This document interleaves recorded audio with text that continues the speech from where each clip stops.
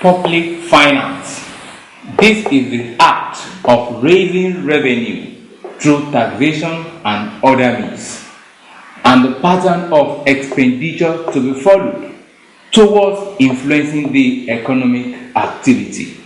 So when we are talking about public finance, we are looking at ways that government can raise revenue. That is the sources of what? Government revenue. And one of the key sources of government revenue is what we call taxation, and other means are there. Having raised revenue, then we also look at the pattern of expenditure that government will follow.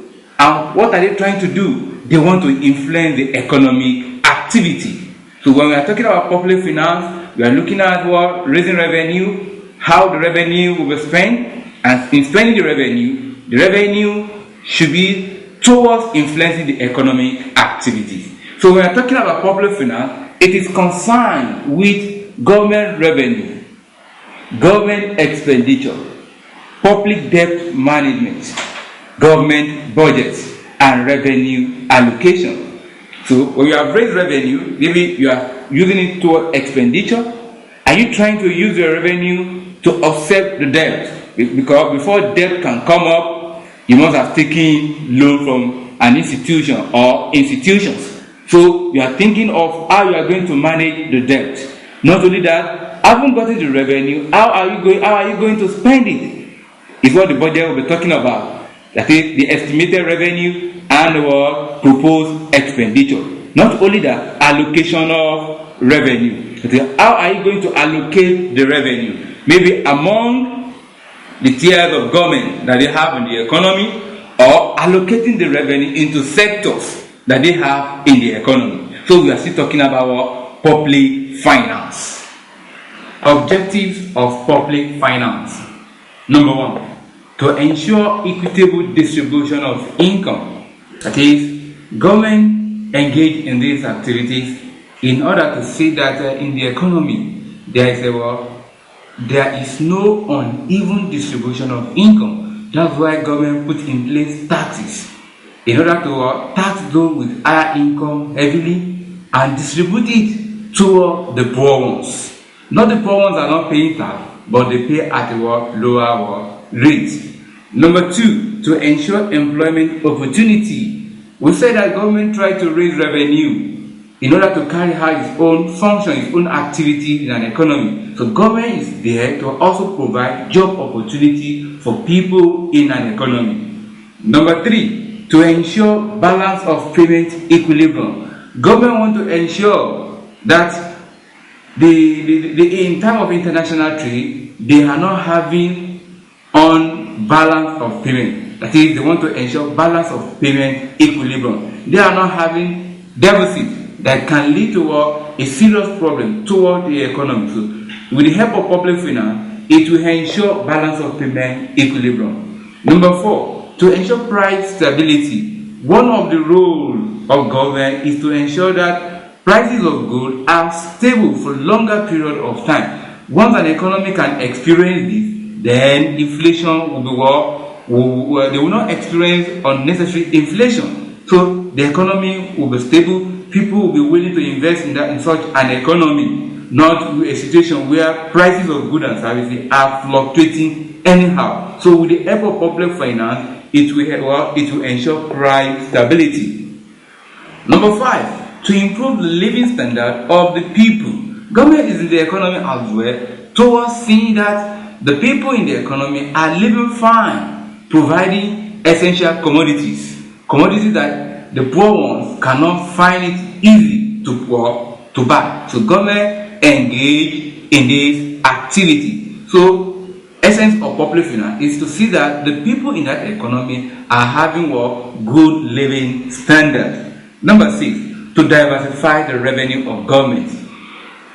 We have defined public finance as raising of revenue through tax and other means. So government will not restrict itself to one area, but government would like to diversify, looking for other ways of deriving revenue in order to carry out its function, that is, in order to carry out expenditure that are very important in the economy. So that's why I say public finance is just to raise revenue. Not only that, thinking of a pattern of expenditure to apply in order to influence the economy toward better way. Sources of government revenue. I will explain public finance as way of raising revenue. Let us see the available sources of revenue of government. Some are before us here. The first one is taxation. We see it as a compulsory levy imposed by government on individuals. The second one, royalties. Royalty, that is a revenue from a mining area of the economy. And when we are talking about rent from government properties, it is revenue from government property. Then the third one, profit of public enterprises. Governments have various public enterprises, fetching them more revenue year in, year out. So the profit they are deriving from this place is one of the sources of government revenue. From NNPC, from Nigeria Railway Corporation, from NTA, Nigeria Television Authority, Nigeria Radio Corporation. All these profit they derive from this are part of a government revenue. So there are many public enterprises that government is running. So profit they derive from this is one of the sources of government revenue. Number 4, grants and aid. Grant can come from anywhere, either from the rich one within the country or outside the country. So they can get assistance from those countries. Then aid, likewise, they can also get that from foreign countries, particularly developed countries. They can assist them. So it's one of the sources of government revenue. Licenses. Government can give you license or people to make use of. So revenue will still be derived from that. Maybe permission to drive on our highway, permission to use some resources, and so on and so forth. So in time of license, government can get revenue. Take for instance now, if you want to establish a bank, you must get license. If you want to establish an insurance company, you must get license. If you want to establish a telecom firm, you must get license. All these are revenue to the government. The next one is borrowing. Borrowing can either be internal or external. When you say internal, this when government borrows from banks and other financial institutions within the country.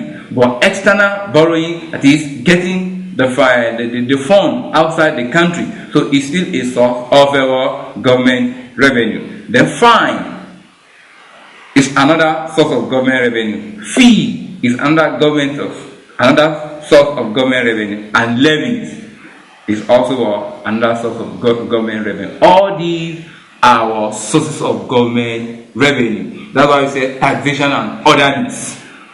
Taxation. This is a compulsory levy imposed by the government on individuals, corporate bodies, and goods and services. So when we're talking about taxation, we're talking about compulsory levy, and it is the government who imposed such a levy on individuals. Not only individual, corporate bodies, that is business units, business organizations that are available in the economy, as well as goods and services that are consumed or produced by the people in that economy. And why government is doing it, they were imposing this compulsory levy, is just for government to have revenue, that is to have fund in order to carry out its own function in an economy. Not only that, taxation can be used towards moving the economy forward, that is influencing the economic activity of a country. Types of tax. Number 1, direct taxes. These are levied directly on individuals or corporate bodies by the government, such as personal income tax, company profit tax, capital transfer tax, and so on and so forth. So in terms of direct tax, we are talking about levies imposed on individuals' income, likewise on company profits. So that's what we call direct taxes. An example is what we mentioned as personal income tax. That is, from individual income, government carry out such tax. In terms of company profit tax, that is on companies, on corporate bodies, government do that on their profit. And when you say capital transfer tax, a situation where you're trying to transfer your share capital from one level to another, or your capital from one place to another, right? So we are going to pay tax. That's why they call it capital transfer tax. Number 2, indirect taxes. These are levied on goods and services, such as custom duties, excise duties, value-added tax that we call VAT. So we're talking about indirect tax. It's not a levy on individual, but on goods and services that people consume in an economy. So that's why they call it indirect taxes. It's irrespective of the good or the service. So each and everyone in that economy will pay tax. Principle of taxation. Number 1, equity. That is, people should pay tax according to their ability. So what we're trying to understand here is that not each and everyone that we have in the economy should pay equal, but it should pay according to their ability. People earning little income should pay little tax, while people earning higher income should pay higher tax, so that at the end there will be equity in that economy. So that's why we call it principle of equity under principles of taxation. Number 2, certainty. When you say certainty, the amount, manner, and time of payment should be known to taxpayers. That is, each and everyone paying tax should be able to know the amount, the manner, and the time of payment. Number 3, convenience. When we say convenience, it should be easy to pay and be collected. It should be easy to pay and be collected. So whoever wants to pay should find it easier in paying, and someone that is in charge of collection should also find it easier in collecting. It should not be something that will be difficult for people to pay or to collect. Number 4, economy. When we say economy, the amount they are going to spend towards collecting the tax should be very minimal. That is, the cost of collection should be very minimal, not spending up to 50% in time of collection, and it implies that you are not getting revenue at all. So you are spending 50% in collection of tax. Definitely, it implies there is a waste. So in collection of taxation, it should be very economical. So that's why we remember our economy. So the cost of collecting should be very minimal. Number 5, flexibility. And when you say flexibility, it will be something that can be changed according to the economic situation in an economy. So the economic situation will tell us that, okay, there is a need to change the rate they are paying as income tax or as company profit tax or on good. But if it is rigid, then it will not pay the economy. So principle of flexibility implies that it should be easy to change toward the economy activities of the economy.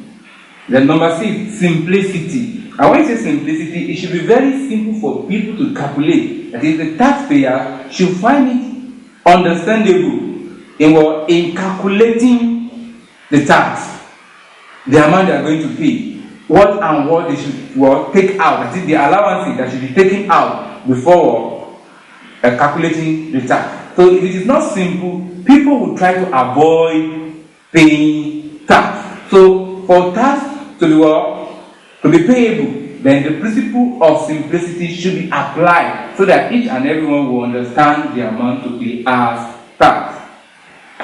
Public expenditure. We've explained that in public finance, we'll be talking about taxation, we're talking about public expenditure. So these are another aspect of public finance. And what do we mean by public expenditure? This refers to expenses which the government incurred towards providing social amenities and adequate security of the state. It is the government spending from revenue derived from taxes and other sources. So we've said it that in public finance, we are looking at the pattern toward the pattern of expenditure that government will adopt in order to influence the economy. So government is there to provide social amenities, not only that, adequate security of the state, in order to see that the economy is moving forward. Classification of public expenditure. You can classify government expenditure into two. The first one, capital expenditure. What do you mean by this? These are those that are capital stock augmenting. And what do you mean by that? Spending in the construction of physical assets such as buildings, roads, bridges, and so on and so forth. So when we're talking about government capital expenditure, we are looking at expenditure toward construction of physical assets. The second one is current expenditure.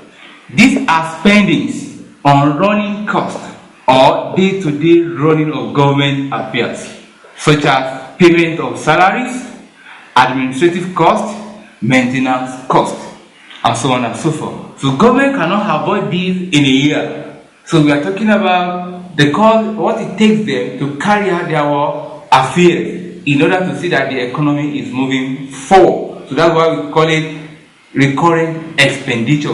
We are talking about expenditure that government cannot avoid in a year. So it's a thing that occurs year in, year out. But when you compare with capital expenditure, it's not every time they continue having only road, but other physical assets will come up. But this one, government cannot avoid it in a year. So it is an expenditure that government will surely incur. Types of public expenditure, and at times we can call it items of government expenditure. The first one we call it general services. So we are talking about expenditure that government cannot avoid in a year, but in terms of our administrative expenses and maintenance expenses. So government cannot avoid it, so we call it general expenses. The second one is social services. And we are talking about social services, we are talking about expenditure on education, on health, anything that has to do with social services. So government allocate fund into this area. So the expenditure is what we call social services expenditure. The next one is economic services. And we're talking about economic services. We are looking at expenditure towards agriculture, manufacturing, and commerce. So anything that has to do with economy. So expenditure that government is carrying out toward this become economic services. Then the last one we call it defense and security. That is in terms of the armed forces and police. So in order to see that there is security in an economy, so government try to allocate funds into this area. So expenditure toward this area is what we call defense and security expenditure. Effects of government expenditure. Number one, provision of basic amenities.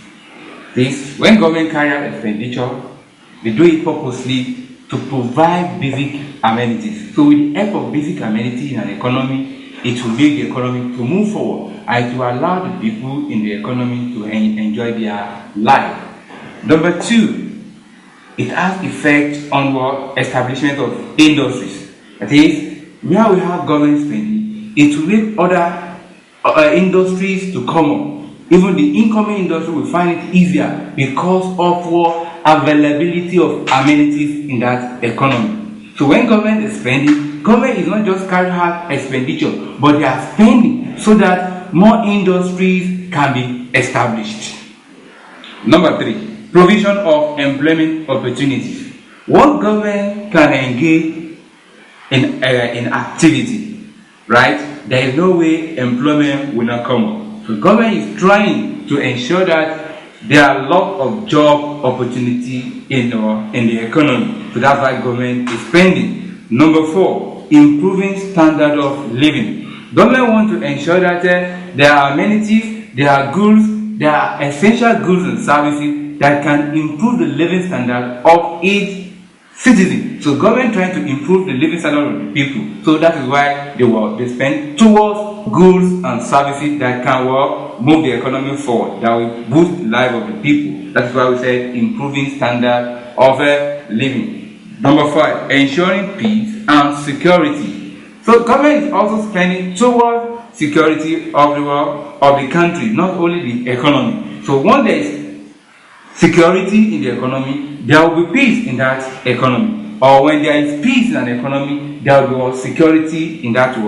economy. So government is spending towards ensuring that security and life of the people in the country are secured. Examples. Question 1. Which of the following sources of revenue is crucial to government? A. Profits of public corporation. B. Taxes. C. Fee. D. Borrowing. The right answer is B. Taxes. Question 2. The following are direct taxes except A. Excise duties. B. Company profit tax. C. Personal income tax. D. Capital gain tax. The right answer is A. Excise duties. Question 3. Principles of taxation should not be A. Flexible. B. Simple. C. Rigid. D. Economical. The right answer is C. Should not be rigid.